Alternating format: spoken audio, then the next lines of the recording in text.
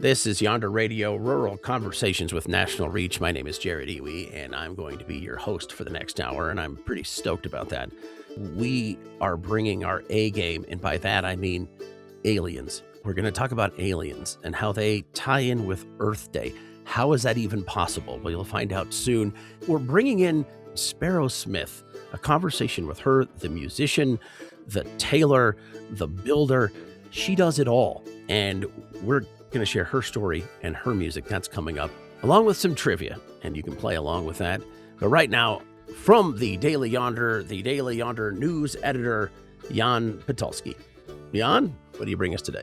Hi, Jared. Well, we'll start right off the gate with some great news for farmers. An article from The Drive reporting on a settlement between farmers and individuals who sued the John Deere for the right to repair. They settled for a fund of $99 million that will essentially allow individuals who had to spend money on their farming equipment repairs to be rebated.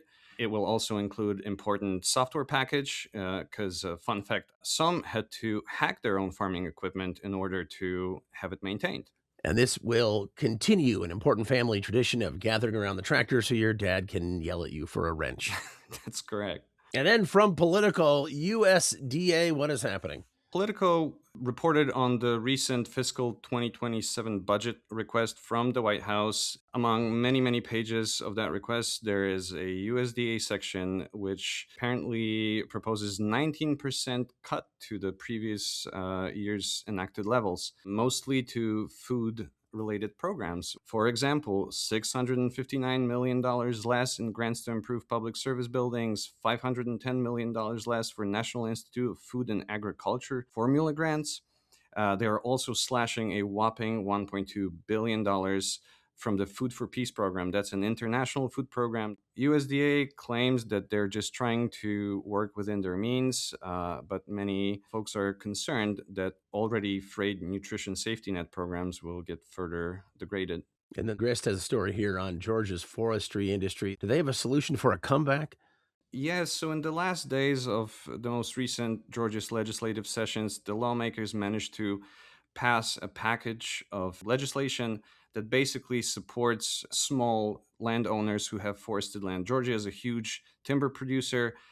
Those new laws will allow them to basically better tap into the resources. Harvesting timber is expensive. This will allow them, for example, to get into carbon markets. That bill will also block local governments from banning mobile sawmills, which are a huge tool in the toolkit for small timber operators. They are also proposing $9 million for research into replacing some fossil fuel byproducts with pulp, which was news to me. It turns out that your Tylenol has some petrochemicals in it and now may have some wood pulp. Well, hopefully they're barking up the right trees. Jan Patulski, while many people ride a mere news cycle, he roars in on a news Harley every week with headlines from rural America. Thank you so much, Jan. Thanks so much, Jared. Next, we're talking with Daily Yonder reporter Madeline de Figueiredo about a new trend in rural emergency response that gives law enforcement access to trained behavioral health specialists. It's known as virtual crisis care. I'm wondering, in the communities you spoke to about this virtual crisis care, were they positive? Yeah, absolutely. So I can first just share a bit about what virtual crisis care is and the context that it's used in. It's mostly a tool to meet mental health crises. So when somebody who is experiencing some type of mental health emergency reaches out to a first responder, a lot of times in rural areas, that first responder is going to be somebody from the sheriff's department or the fire department who maybe doesn't have immediate access to a practitioner to help do an assessment. But what virtual crisis care does is bridge that gap through telehealth and brings a nurse practitioner or other qualified provider directly into the home of that person experiencing crisis to be able to do an assessment and a stabilization process and then decide how to triage care. It was exciting to see this is focusing on substance abuse and mental health care. And we know that rural areas disproportionately experience higher rates of suicide and other mental health crises. And so being able to create tools that specifically address communities in those areas can help mitigate some of those risks. This is one of those new things that, we've been around the internet for a while. We've been around iPads. But when you're in the field and you've got a certain protocol to follow to save lives and help people through situations, this is different. This is new. I mean, you're bringing in someone maybe you don't know to help someone within your community. That's working, you would say? It's a confluence of people and interests that are coming together. So maybe the provider isn't well known to the community, but perhaps the sheriff's deputy is.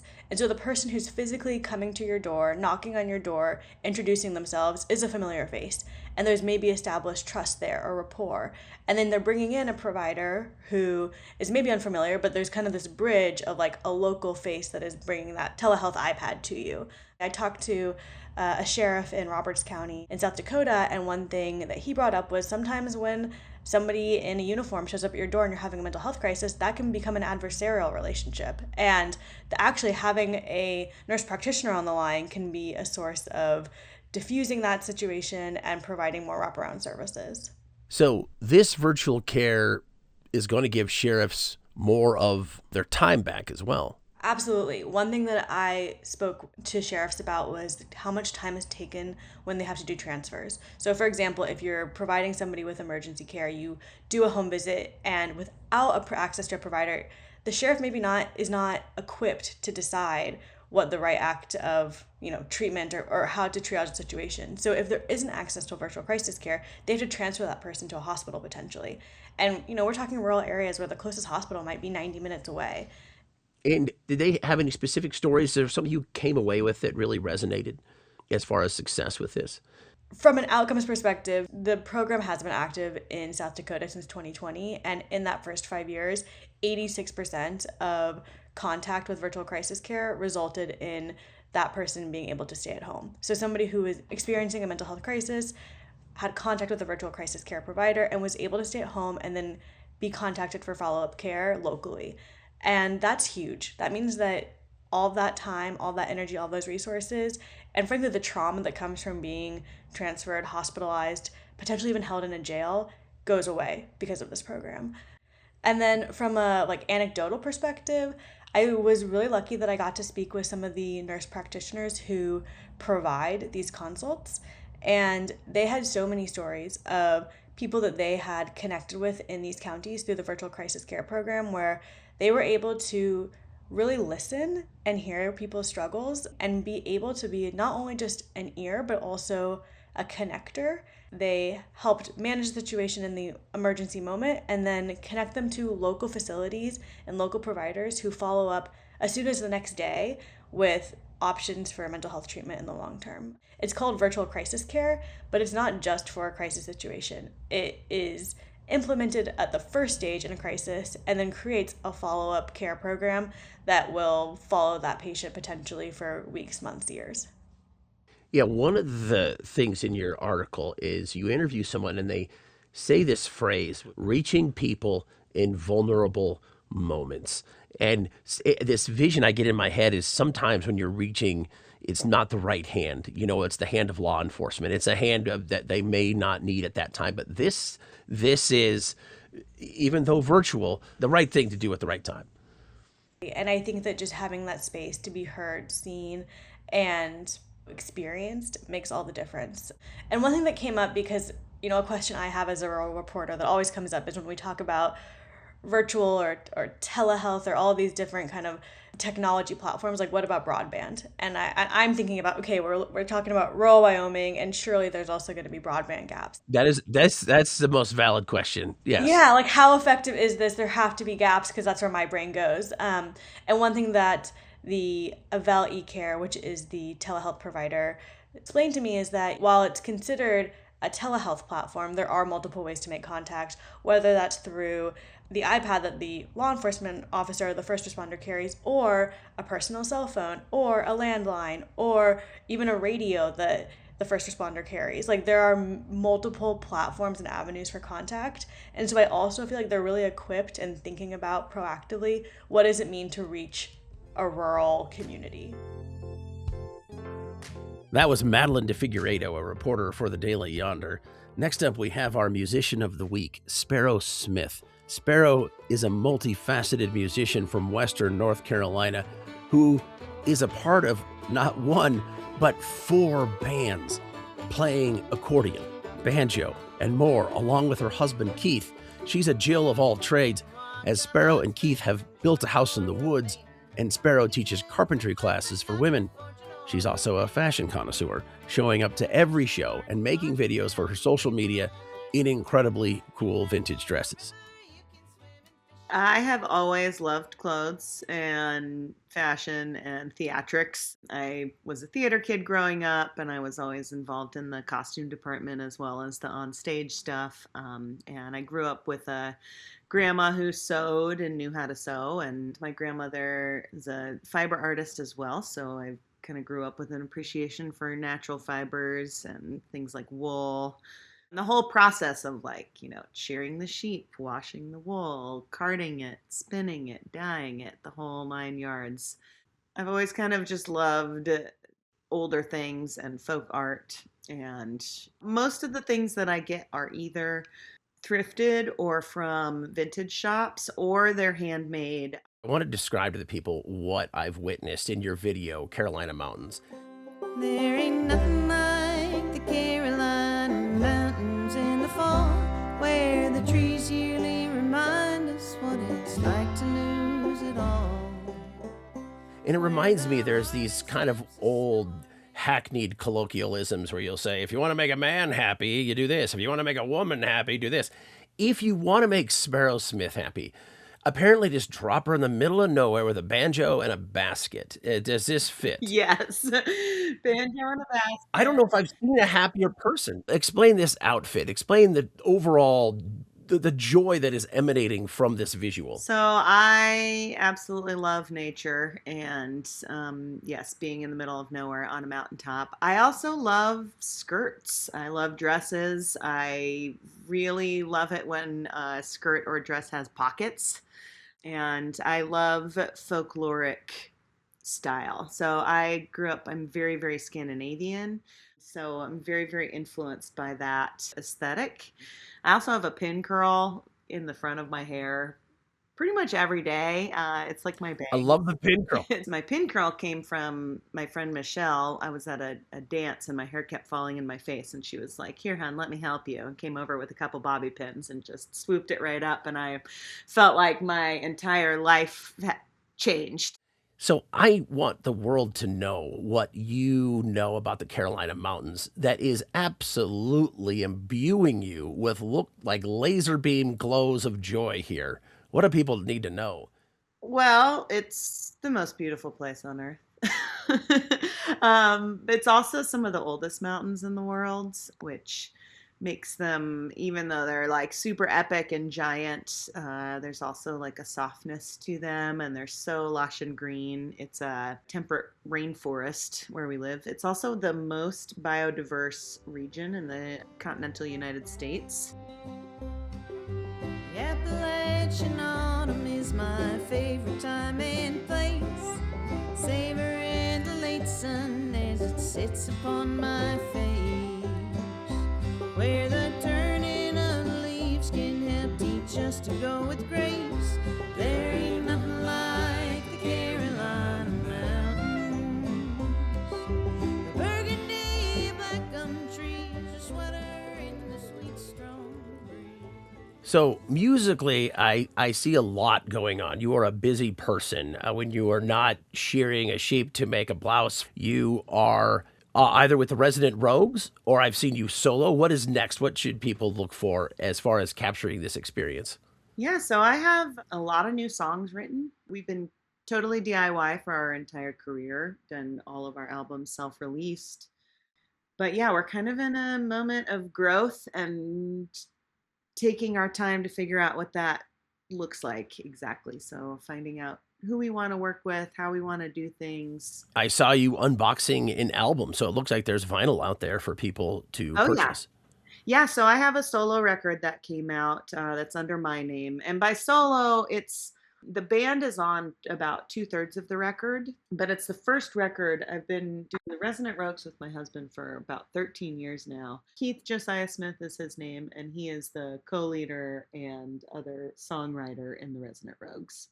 And this is the first record that I wrote the whole thing. And he's a great songwriter as well. But I just kind of wanted to make a concept album that was my tunes from beginning to end, and there's some more stripped down songs on it than have ever been on a Resonant Rogues album before. And there's a little bit more of what we're calling Appalachian psych folk on there. So it's like banjo. A lot of the record is very trad, even though it's originals, it's very traditional feeling Appalachian.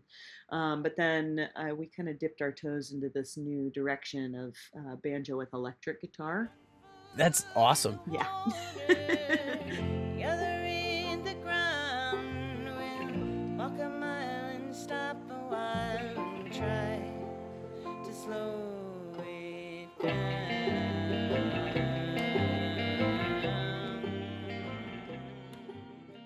I've seen you on violin, I've seen you on banjo, and I hear you're really good with accordion. What else is in the Rolodex of talent? Those are my main instruments. Banjo's my main songwriting instrument, but accordion is my main shredding instrument. My husband and I lead 4 different bands, 3 of which are accordion based.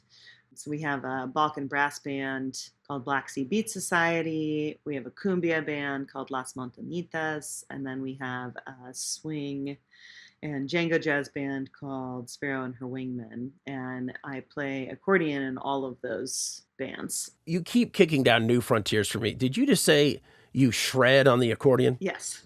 That is awesome. Well, Sparrow, this is incredible. And thank you so much for joining us. Oh, yeah. Thanks for having me. From dawn till the dusk, I'm doing what I must. Well, I can tell you how. She just released a solo album that is Sparrow Smith. Look for the album titled Carolina Mountains. You can also find the video for the title track that we chatted about. It's on her Instagram, The Real Sparrow Smith. Now, for the first clue about this week's trivia topic, the answer is a cult formed in 1903 by a German immigrant and former Salvation Army captain. So we'll have more clues, and we're also going to reverse roles and probe the aliens. And we will turn swords into plowshares. That's all on the way on Yonder Radio. Yonder Radio, rural conversations with national reach. My name is Jared Iwi. I'm your host, and as per usual, I'm excited to be here. But right now, it's about to get weird. Okay, I'm going to touch on the weirdness. Just give me 10 seconds to talk about what's coming up. We're going to delve into Succession. Not with those mean-spirited people from the TV show Succession, but we're going out on the farm to talk about that. And now, Earth Day is coming up, and here on Yonder Radio, we've decided to get a little out of this world and talk about aliens. Pop culture reporters Susanna Brown and Anya Patron-Slepian have always had a fascination, and let me just take you where they're about to go. The aliens that are in our movies and our TV shows, they may not be the scary part. The scary part could already exist within us. Dun-dun! Since 1970, Earth Day has been a global holiday celebrating our planet. It's also a day of activism and bringing awareness to important causes surrounding environmental protection. So in preparation for Earth Day, Susanna, you wanted to talk about alien movies? Okay, alien movies are actually the perfect Earth Day conversation, believe it or not. Part of that is because aliens have always stood in for a lot of anxieties and paranoia that are faced in our society. Back in the day, that was communism anxiety, Cold War anxiety, and the things that aliens have stood in for have shifted throughout the years as different fears have consumed people and people have wanted to make movies commenting on the things that people are nervous about. And one of the biggest ones today is, of course, climate change and the destruction of our natural world and all of these fears that people have about things like resource extraction and exploitation of the world around us. Right. Maybe they're green, maybe they're slimy, maybe they're big, maybe they're small, but we're not necessarily afraid of the aliens themselves. We're afraid of something else bigger that they're just standing in for. Yeah, absolutely. But I think one of the first things to point out is that a lot of times in alien movies or movies in outer space, those concepts are used to show humans escaping from our natural world that we have destroyed. So there's tons of examples of this. I feel like some of the ones that are most known to people are movies like Wall-E, right? You know, we see those people in their rolling chairs because the world is uninhabitable. Too much garbage in your face? There's plenty of space out in space. B&L Starliners leaving each day. We'll clean up the mess while you're away. And only Wally is left behind. Oh, poor guy. And the cockroach, of course. Movies like Interstellar, Avatar is a big one. As the most efficient superconductor known to exist, unobtainium is a rare earth mineral, mined by humans, and the sole reason for their presence on Pandora. So in these cases, space and the alien planets and alien creatures are used to highlight some of the dangers of the ways that humans are destroying our own planet. So what happens then when aliens come to us in movies? So the mirror of this is aliens coming to us, and often specifically rural places, for resource extraction of our planet. And there's this contradiction that happens where in these movies it's that we can go to space, we can go to other planets when our planet is dying. But then there's this other genre of the terrifying, horrifying idea of aliens coming to our planets because they've destroyed their own. What makes aliens bad in these movies when there's an alien takeover is what we do all the time as humans, extracting our own natural resources from our planet. I'm thinking about the movie Cowboys and Aliens, which I, honestly hated, but... Yeah, despite its star-studded cast, Harrison Ford, Paul Dano, Olivia Wilde, directed by Jon Favreau, it really is a bit of a mess. Yes, it sure is. But what they're doing is that they are in the late 1800s, and the aliens are there to get gold. And, doesn't that sound familiar? They want gold. Well, that's just ridiculous. What are they going to do? Buy something? It's as rare to them as it is to you. We see this over and over again in movies like The Faculty. The aliens that come to Earth in that movie are there because they need water to survive and their planet is dying. In my world, Casey, there were limitless oceans as far as the eye could see. Beautiful home till it started to dry up. In movies like M. Night Shyamalan's Signs, it's unclear what the motives of the aliens are, but one of the major guesses is that they're there for resource extraction. They're hostile. They've used up all the resources on their planet. They're looking to harvest our planet next. So in all of those movies, aliens are coming to Earth to extract natural resources. That feels anti-nature. But I think there's also plenty of examples of movies where rather than exploiting Earth's nature, they're almost like standing in for nature itself. Aliens do often mimic things in the natural world. A great example of this is the body snatcher trope, which is in a lot of different movies and media, and there's specifically a couple different versions of the movie called Invasion of the Body Snatchers. In the 1956 version, the aliens that mimic human form, they begin as plant pods, and so the invasion of these aliens is very much viewed as an invasive species in the way we might think of a plant as an invasive species. They're like huge seed pods. This must be the way that potty in my closet was formed. Miles, where do they come from? I don't know. But if they are seeds or seed pods, they must grow someplace on a plant, probably. But also in this idea of the body snatchers trope, aliens are really acting as a parasitic force. They're spreading like a disease. There's this natural way of how they are taking over. It's all very ushy-gushy, as the plant pods spread and the humans sort of grow inside them. There's a lot of like mucus and membranes, and it's feeling very biological in all of it. That version of aliens acting like nature can be thought of as almost an allegory for maybe how Earth, our planet, might respond to this overuse and abuse, this way of fighting back. I mean, it makes nature seem pretty freaky and scary and not something to be messed with. Aliens can really showcase the power of nature and our probably rightfully healthy fear of the natural world. That means we should respect it. Yeah, all these filmmakers just are using aliens to stand in either for the Earth itself or stand in for us and show us how gross and scary we're being when we're not showing the Earth, like you said, the respect it deserves. Absolutely. So this Earth Day, I would recommend putting on your favorite alien movie and thinking about what are the environmental themes of these films. Thank you, Susanna Brown and Anya Petrone-Slepian. Next, we'll hear from Daily Yonder reporter Julia Tilton, who brings us a story from rural Virginia. The state is the data center capital of the world, and Tilton covers a new project planned in Southern Virginia. Data centers are cropping up in rural communities across the U.S. as companies race to build infrastructure to power AI. But these sprawling campuses, with their intense water and power needs, often face local pushback. In Virginia's Pittsylvania County, plans for a 2,200-acre data center campus sparked months of controversy between the fall of 2024 and the spring of 2025. Power for the project was set to come from a 3,500-megawatt gas plant that would be built on site, making it one of the largest proposed gas-powered data centers in the country. That was until locals like Amanda Widener organized against it.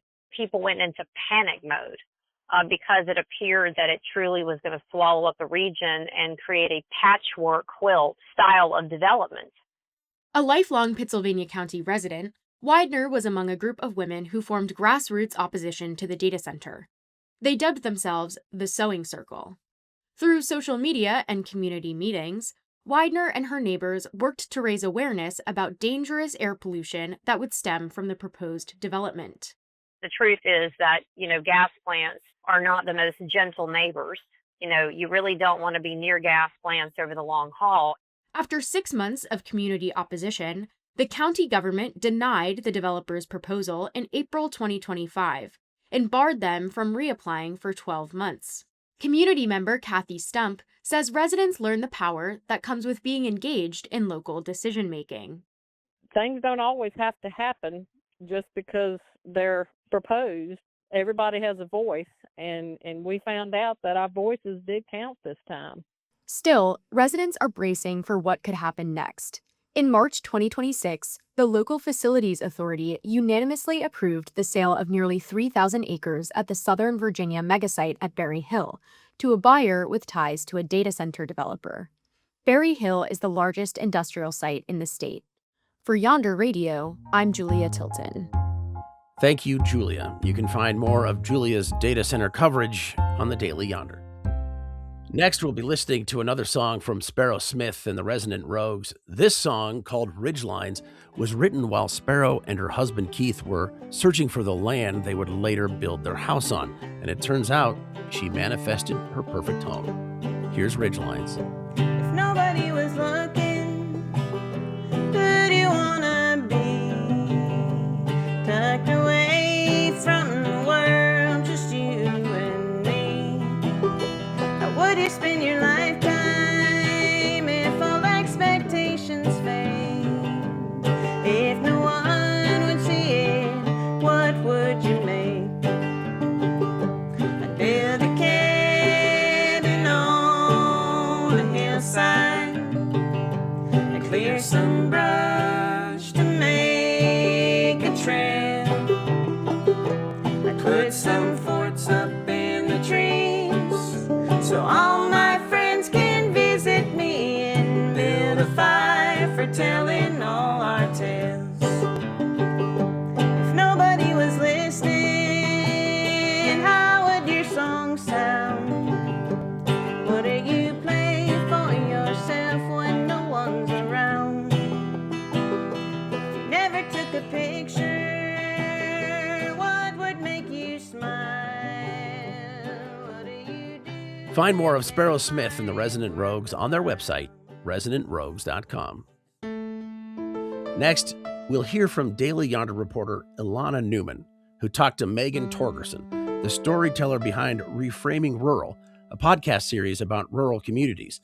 The most recent season, Season 4, is all about farm succession. Megan talked to farmers across her home state of Montana about what it means to pass on their land and businesses to the next generation, or have it leave their family. Here's Megan and Ilana. So you have a podcast called Reframing Rural. Can you tell me a little bit about what the series is about and how you got started?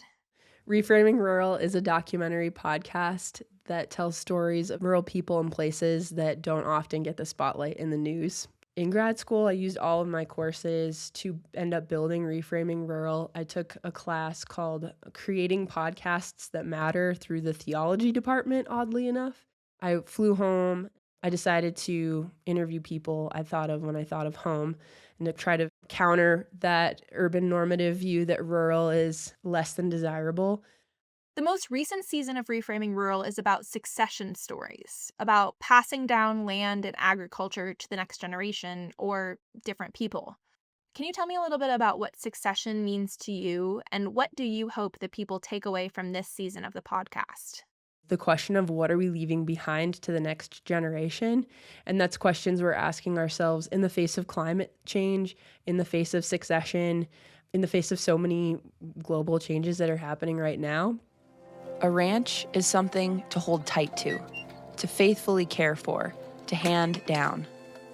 Succession is how families decide who will carry a farm and ranch into its next chapter. But it's far more than a plan. Succession means a rancher's identity will continue. A farmer will keep her job, land will be saved from a developer, and rural communities will thrive. There's numerous challenges that farmers and ranchers are facing, and so that's kind of what this season is examining. For instance, the need for more labor. So as farms and ranches continue into the next generation, and this season focuses on 5 families who plan to pass it down to another family member. But those operations often have to grow in size in order to make it viable to potentially have 2 generations coexisting at the same time. And if these kids are going to have a shot and be able to move forward with this industry and the security of arguably the nation and its food supply, we have to be able to move the asset from the current generation to the next, and there has to be enough there that they have the ability to carry the flag forward. What advice do you have for people who are aging out of being able to physically do this work and want to keep their land in agriculture, but maybe don't have family to pass it down to? And can you also talk a little bit about what the current status of farms being passed down is? 40% of the nation's farmland is owned by people over 65. According to American Farmland Trust, over the next 20 years, it's estimated that 1/3 of all farmland in the lower 48 states will change hands. Only 30% of family businesses transfer to the next generation, and only 12% of family businesses transfer to the 3rd generation. The number of farms and ranches in Montana went down more than 10% between 2017 and 2022. Like advice for farmers, maybe who are passing their farm or ranch down outside of their family. One resource is called LandLink, and they operate all over the states, and they connect people looking for land or looking for work, and vice versa, people who are offering land or offering work. So to answer your question too of what can producers do if they don't have a family member to pass their farm and ranch down to, one of the things is to donate it to American Farmland Trust or an organization like Rancher Stewardship Alliance that will keep it in agricultural use and prevent it from being sold to a developer or an out-of-state investor. So Megan, what's next for you, and where can people find more of your work? So I'm currently working on season 5 of Reframing Rural Motherhood, and started reporting recently. A couple of stories that we've been working on have been about farm stress and maternal mental health, and also childcare in rural communities. And that should be coming out in the beginning of 2027, so we're working on it all year. Yeah, and Succession Stories is on Apple Podcasts and Spotify and all the other places that podcasts are heard. It's time for our second trivia hint. Now, if you were here earlier, thank you. Those showing up late, well, this is how kind we are here. I'll remind you, this is a German immigrant who was a captain in the Salvation Army. And he starts this group, and this group consisted mainly of women and girls. Now, this is the second hint we're into here, who referred to themselves as the Brides of Christchurch. What group is this? We have another hint coming up, and a story of an unlikely recycling program. That's on the way on Yonder Radio. Yonder Radio, rural conversations with national reach. Hello, my name is Jared. We're going to wrap up this trivia, and I don't even know the answer. They don't let me know these things, so I'm just as excited as you. The third hint coming up. And now we have Living Traditions, the segment where we dive into stories about folk and traditional arts in Central Appalachia. This week, our story is by reporter Rebecca Williams and comes from North Carolina, where the organization Raw Tools South is turning guns into garden tools and other things that are less alliterative. It's a chilly spring morning in downtown Spruce Pine, a town of around 2,000 in the Blue Ridge Mountains. There's a double line of tents filled with people working at forges and anvils. Today is the annual Fire on the Mountain Festival, a celebration of the art of blacksmithing. Under one of the tents is Scotty Oots, a blacksmith with the organization Raw Tools South. As my son says, blacksmithing is boring. It's just tap, tap, tap all the time. But Oots is anything but boring. He's a natural teacher. As he hammers a cooling piece of metal around the tip of an anvil, he explains his process to the crowd. I've got this lengthened out about as much as I want it. I was just stretching it out a little bit using the horn and the peen. On a nearby table is a display of jewelry and garden tools, all made from parts of discarded guns. We have kind of a unusual niche. We take unwanted guns and turn them into garden tools and art. That's Stan Wilson. He's a pastor and the coordinator of Raw Tools South, which is based in Asheville. Wilson joined forces with Oots and his blacksmith skills to start Raw Tools South back in January 2024. It's a spinoff of the original Raw Tools, which began in Colorado Springs. So we work with folks who have been affected by gun violence or who have an old shotgun in their house that doesn't operate safely anymore and they don't need it around. So how do they get all these guns? Well, that's where Wilson comes in. He organizes churches, community organizations, and volunteers for gun surrender events. It's where members of the public can come to turn their unwanted guns over to Raw Tools South to be deconstructed.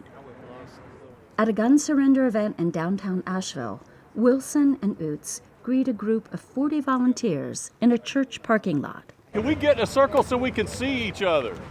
So welcome, everyone. I'm Stan. I'm Scotty. Some folks are holding clipboards and handouts. Others wear plastic goggles and leather gloves.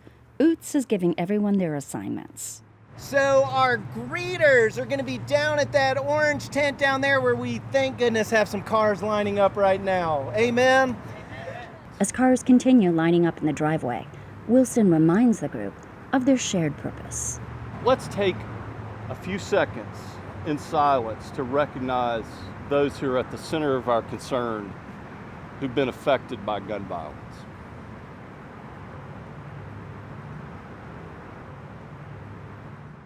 After the moment of silence, the volunteers go to their stations. It is a well-choreographed event, but a noisy one. I talked to a couple of folks who've come here to turn in their guns. San, who asked that we use just her first name, is at the head of the line. Can you tell me why you're here today? Well, I was in church a couple of weeks ago, and they were giving out flyers for this program. So I decided to come up here and bring an old piece of equipment that I inherited and I really didn't want it. San stays in her car as they unload the gun and then take it to the chop saw station. Oots instructs one of the volunteers. This is the rear end of our receiver, so we need to cut here through our triggering mechanism. After some deliberation, they are ready to cut. San watches and takes pictures from her car. Okay, got face masks on now. They are ready. And what do you call out? Cutting! Once the gun is cut into 3 pieces and can no longer be used, the parts are separated into bins. I think about one of the things Wilson said when he was talking to the volunteers. Bringing people together to transform guns in the United States, that is no small act. Gun violence is a difficult conversation to have. Just having the conversation takes a little bit of courage. To be out here to receive these gun donations, that takes a little bit of courage. And courage is contagious. Let it catch. May it catch. After each gun surrender, Oots brings all the chopped up gun parts back to his blacksmithing shop in Weaverville, about 10 miles north of Asheville. Outside the shop, Oots greets me as I get out of my car. Hey, good to see you again. The shop is a converted garage beneath Oots' house. There are buckets filled with gun parts on the tables and floor. Here's a bucket of springs. These are little pistol barrels that I turn into split crosses. This is the material he uses to make the jewelry and garden tools that they sell to fund their work. These are all barrels from rifles in this bucket. This bucket over here is all shotgun barrels. Most of the time, Oots works alone, but sometimes he and Wilson work together at the forge, along with family members who've been affected by gun violence. And that's how they connected with Teresa Schrakta in 2024. My son, Lance Corporal Alexander Schrakta, was active duty in the Marine Corps, and we lost him to suicide while he was on the barracks. Alex was 19. I was informed that I would receive that firearm, and I was horrified by that thought. Schrakta remembered a gun surrender event in Memphis a few months earlier. She contacted the organizers, and that is how she found Oots and Raw Tools South. I told Scotty my story. He put together this beautiful, I would call it a ceremony. Schrakta and her 3 remaining children drove to western North Carolina and met Oots and Wilson at the shop. Oots had the gun on an anvil. I went in very gung-ho on destroying it, so I went in first with the hammer and I was pounding on it. And I loved it. I got out a lot. I was happy to pound on that thing and take everything out on it. For Schrakta, it was cathartic to destroy the gun. And while the process began with the gun's destruction, by the end, we were transforming it into jewelry and different pieces of art. My daughter came in and had to take over because she had to be soft and delicate with it. Schrakta's 2 daughters made heart pendants. Her youngest son turned the gun slide into a dog tag stamped with an olive branch. And Schrakta wears a cross made from the barrel of Alex's gun. To turn parts of a gun, like a barrel, into something else, you have to heat the metal in the forge until it changes form, until it's not solid anymore. It's so symbolic. It's this hard thing that goes in and it comes out soft and you can transform it into something different. At the blacksmithing shop, Oots reflects on the value of Raw Tools South work. Not as many guns were surrendered at the church this time, compared to last year's event. But Oots says there are lots of ways to measure progress. It's so much easier to get a gun than to get rid of a gun in our country. The healing that can happen for folks is they work on transforming these guns into something else, but also transforming their own experiences and trauma into something else, healing. Surrendering a gun, cutting or smashing it, or heating parts of it up in a forge isn't going to erase anyone's experience with gun violence. But it might just change it. It's a kind of alchemy. To take something hard, used for harm, and transform it into something to be worn as a reminder, or thrust into the earth to plant something green. For Living Traditions at the Center for Rural Strategies, I'm Rebecca Williams in Western North Carolina. That was Rebecca Williams with a Living Tradition story. You can read the full story on dailyyonder.com. Next up, we're partnering with ICT News to bring stories from Indigenous communities across the country to Yonder Radio. This week's story from ICT comes from the Pacific Northwest, where salmon are coming back after dams were removed on the Klamath River. Here's reporter Stuart Huntington. Today, salmon are returning close to the headwaters of the Klamath River for the first time in over a century after a decades-long tribally led effort led to the largest dam removal projects in the country's history. But for many folks, the work was not over. A group of us that have worked on dam removal for over 20 years together came together and That's Molly Myers, a Karuk citizen who helped form a group called the Klamath Indigenous Land Trust that set out to acquire acreage in the newly restored basin. my ultimate goals here is I would really like to see us come together and figure out a way to recreate the balance that we once had in this place, to renew our relationship with the river. The Land Trust recently purchased 10,000 acres for nearly $10 million in the basin from PacifiCorp, a power company involved in the hydroelectric projects that ended with the dam removals. The purchase represents one of the largest private land acquisitions by an indigenous-led land trust in U.S. history. Additionally, the trust raised more money to work on healing the land scarred by a century of extractive activities. We really wanted to we're really focusing on restoration work, and this was an opportunity for restoration, and so all with Native leadership. And so we have a group called the IPAC, and it's the Intertribal Participant Advisory Committee. And they are actually doing all the design work with our technical team. So we're really trying to take this idea of Indigenous-led restoration and just take it a step further.